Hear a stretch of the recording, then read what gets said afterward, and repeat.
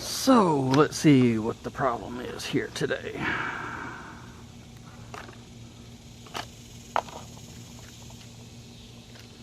Motor's a little bit warm.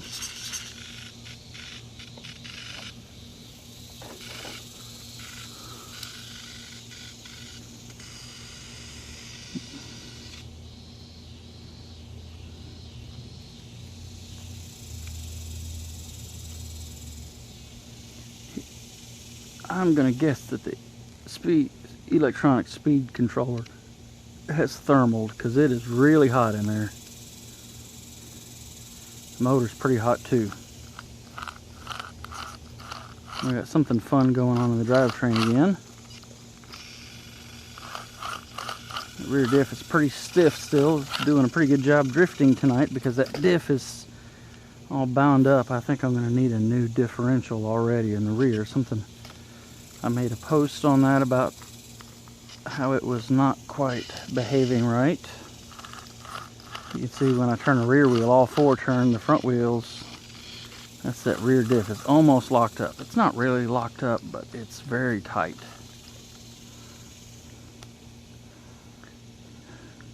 I'll try turning it off and then try turning it back on. Turn the car on first, then you turn the radio on to bind it, and it still didn't go, which is good.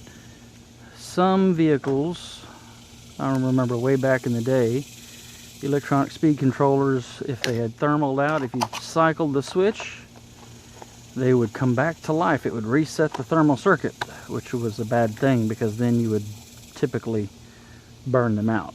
So I guess that's it for my short run tonight. Again, it's getting too hot. Temperature tonight is probably about 85, 90 degrees. It's not super hot, but it's not really a cool evening either. You can hear all the cicadas. You know, they only come out when it's warm. So, anyways, that's it for tonight's short run of the Sandyland. Okay, so I'm back at my workbench, and here's a quick addendum to the video that I just came back in from outside, and I'm just playing with it on the bench, checking temperatures. And look, it has reverse, but no forward. And so I was speed temperature checking inside the speed controller, and one of the FETs is really hot and the other one's not so hot. So if I can get it back on the back side, it's about 110 right now in the front one. What is it showing me now? 120.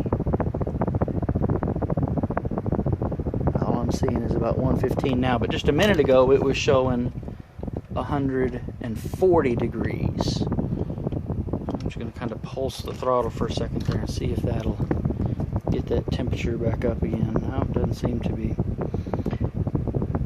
But if we can get a good view in here up tight, you can see there's two FETs on this side and one FET on this side, and I don't know which one's forward and which one's backwards. Usually the double would be the forward and the single would be the backwards. But that single one, a minute ago, yeah, it's much cooler now. A minute ago it burned my finger, it was so hot. And the double one was okay. But as you can see, I have reverse. If we can get it to go slow so that you can see the wheels are spinning backwards. But when I go forwards, reverse works, forward does not. So something is wrong. Something went wrong. Ow! Yep, and that little bit of messing with it, that one FET is blazing hot again. That single over there is showing, well, I can't, well, it's only showing 117, but I don't believe that, because 117 isn't enough to burn your finger. My finger still hurts from that just a couple of seconds ago. I can feel it on the tip of my finger.